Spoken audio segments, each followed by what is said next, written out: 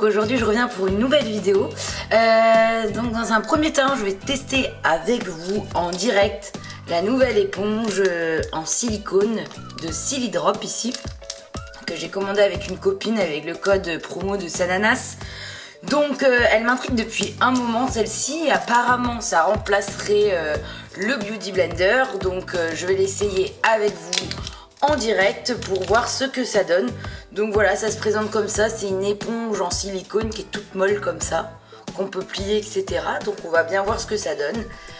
Donc bah écoutez, on va pas parler pendant 1000 ans, c'est parti. D'abord je vais venir mettre une crème hydratante.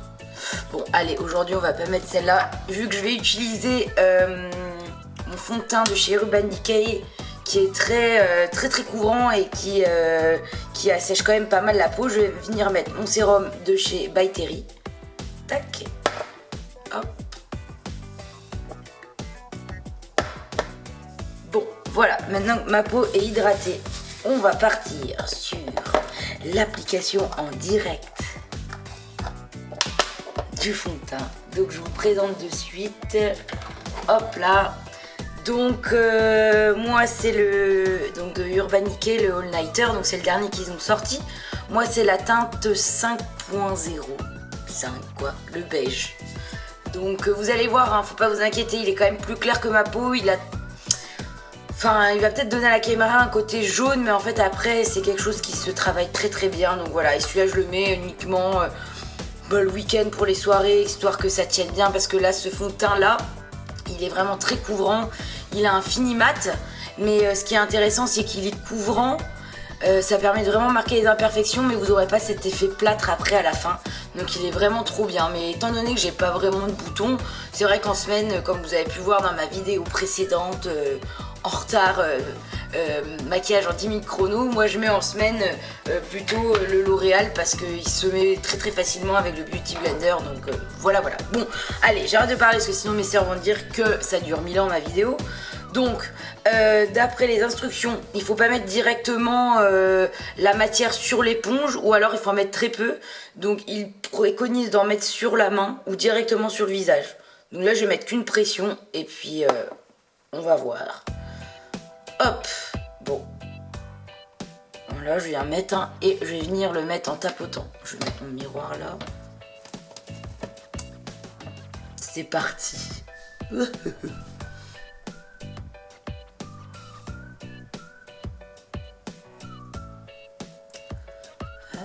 Effectivement, je sais pas si vous voyez, mais là j'en ai mis très peu. J'ai mis qu'une goutte, il me reste plein sur la main.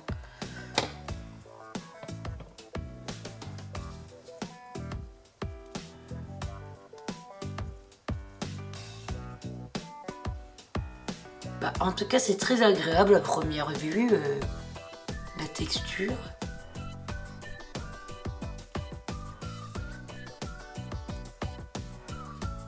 Après, une fois qu'on a tapoté, il me semble qu'on peut l'étirer le produit.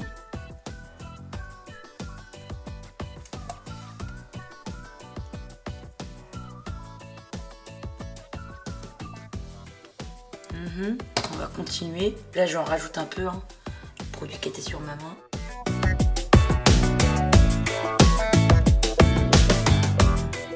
Alors, après, est-ce que c'est un gain de temps? J'ai pas l'impression.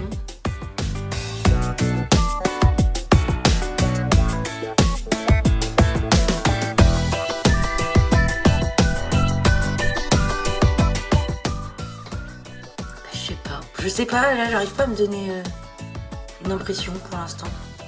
Peut-être j'ai pas tout le visage, mais ça fait quand même un peu plus de temps, j'ai l'impression que le Beauty Blender.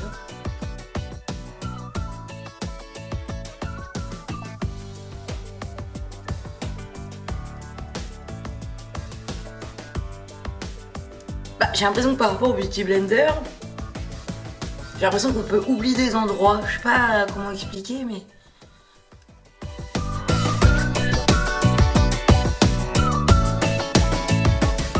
Après, je pense qu'il faut plus insister justement dans les petits coins.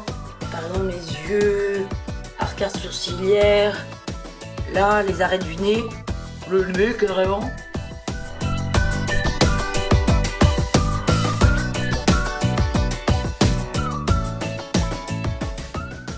ouais, parce que là, par exemple, les arêtes du nez,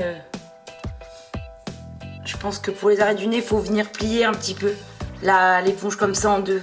Pouvoir venir faire les arêtes du nez, ouais, en fait, les détails du visage. Moi, je vais venir rajouter un tout petit peu de matière parce que là, c'est vrai qu'à première vue, quand même, en mettant juste une pression, j'ai pu faire tout mon visage. Mais là, je vais venir juste faire les détails. Donc, je vais mettre moins d'une petite, regardez. Hop, un tout petit peu pour venir faire les détails du visage. Bon, la matière est très agréable, ça, y a rien à dire. Après, je sais pas si ce fond de teint est adapté à cette éponge.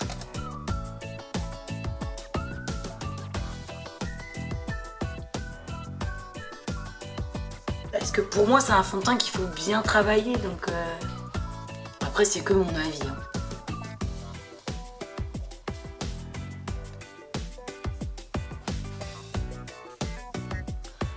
Et ah oui, j'avais pas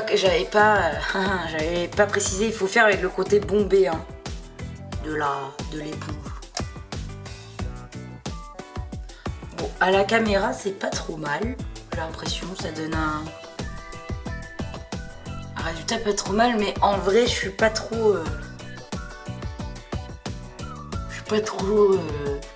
convaincue.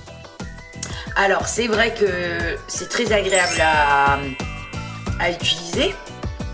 Ça utilise beaucoup moins de matière parce que le produit n'est pas absorbé dans l'éponge. Maintenant, je trouve à travailler, c'est plus compliqué quoi. Je sais pas. Même si le Beauty Blender absorbe un peu de produit, je trouve qu'à travailler le Beauty Blender, ce côté mousse, je trouve que c'est plus facile à travailler quand même. Parce que même si on dit que ça absorbe, il reste quand même toujours du produit, donc on peut tapoter et ça fonctionne. Après, je pense que c'est aussi la matière, la matière du fond de teint qui fait que c'est peut-être plus compliqué. Donc j'aurais peut-être dû essayer avec quelque chose de plus fluide, de moins couvrant et de moins mat. Mais après, le résultat est quand même à peu près convenable. Mais je trouve, je sais pas si on verra à la caméra, mais je trouve c'est pas net quoi. Bon, on va venir appliquer l'anti-cerne. Donc, on va essayer avec... je vais prendre mon anti-cerne de chez Make Up For Ever, celui-là. Il est beaucoup plus clair que ma carnation de peau. Donc celui-là, en fait, il faut le tourner. C'est vrai que c'est moins pratique que les Sephora ou le Too Faced que j'ai ici. Mais bon, je l'avais commandé, bon... pas mon préféré, mais enfin. Bon, on va venir plier l'éponge et on va venir prendre l'anti-cerne ici. Hop, et pareil, on va venir le mettre en tapotant.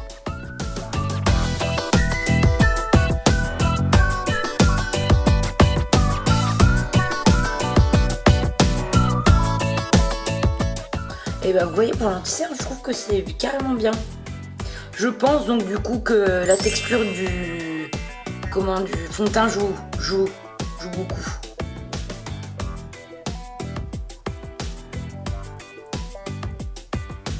Mais là, je trouve que mon anti-cerne, il est carrément... Enfin là, je préfère du coup l'application avec ça qu'avec mon Beauty Blender. Enfin, par rapport à cet anti-cerne là. Parce que celui-là, il a tendance à filer dans les ridules. Et là, je trouve que du coup, de l'appliquer comme ça, c'est pas mal. On va faire pareil de l'autre côté. Bon. Bah voilà, le test de l'éponge Silly-Drop. Papapam. Donc après, vous pouvez la nettoyer sous l'eau, ça part tout seul. Et en fait, ce qui est bien, c'est que c'est beaucoup plus hygiénique qu'un Beauty Blender qu'il faut souvent nettoyer et qu'on nettoie pas forcément souvent. Donc voilà le résultat. Donc je sais pas ce que vous en pensez. Je pense qu'à la caméra, on voit pas aussi bien qu'en vrai. Comme je vous disais, moi je pense que ça dépend de la texture de votre fond de teint. Celui-là, moi personnellement, il est quand même... Enfin, il faut vraiment le travailler sur une peau très bien hydratée parce qu'il a tendance à assécher la peau. Donc je pense que ce genre d'éponge va pas permettre de bien le travailler. Ça va plutôt faire comme des... Si la peau est pas assez bien hydratée, ça va plutôt faire comme des... je sais pas moi, pas des croûtes de fond de teint, mais voilà, je pense qu'en fait pour les fonds de teint plus liquides, moins mat, que ça sera vraiment pas mal, parce que là quand je viens d'appliquer mon anti-cerne, c'est vrai que celui-là en général j'ai plutôt du mal à l'appliquer, et là je trouve qu'il est plutôt bien appliqué. Après je sais pas ce que vous en pensez, ce que vous trouvez devant la caméra, etc. Mais je réessayerai sur un autre make-up. Là je voulais le tester en direct avec vous, avec le fond de teint que je voulais essayer, mais le résultat est pas trop mal quoi.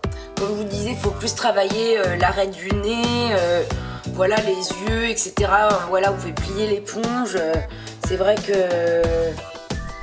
Mais voilà, je pense que c'est un coup à prendre. Voilà, après pour l'instant je dirais pas que j'irai remplacer mon Beauty Blender à ça, mais en tout cas à réessayer. Et puis par exemple pour appliquer l'anti-cerne, je trouve ça pas mal, au lieu d'absorber la matière, étant donné qu'on en a moins dedans. C'est vrai que voilà. Bon, là je vous dirais pas si c'est un flop ou un top, je pense qu'il faut que je le réessaye encore. Mais voilà, au moins vous avez les premières impressions réalisées par cette petite éponge Chili Drop.